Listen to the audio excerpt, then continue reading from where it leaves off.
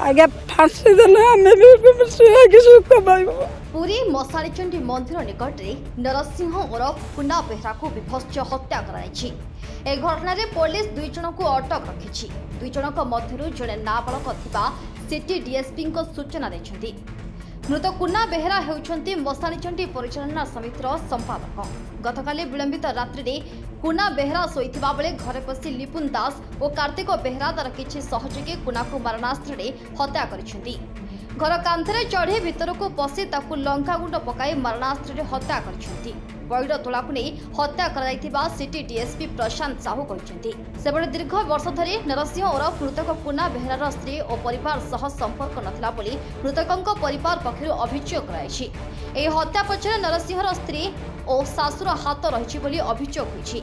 बासाली साही थाना पुलिस घटनार तदंत चलाइछि।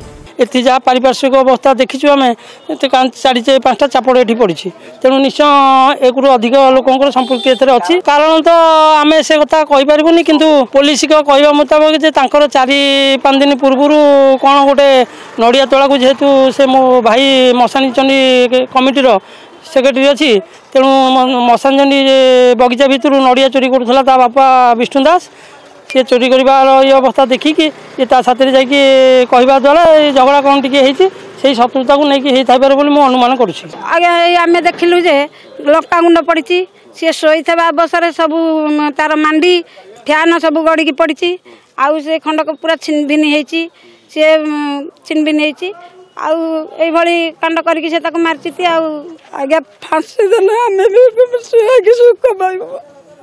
तार पिला पिली अच्छा तार बाहर से माने सब करते तार गोटे पुआ गोटे झी स्त्री तार गोटे झी को 18-19 वर्ष हम पुआ 15 वर्ष।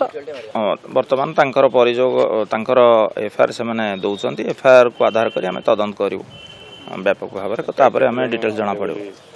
वर्तमान सुधा जनाई एकाधिक व्यक्ति थिले आउ से मुख्य आसामी जे से नाबालक अच्छा। वर्तमान सुधा 2 जन को जड़े नाबालिक और जड़े मेजर 2 जन अटक अच्छा।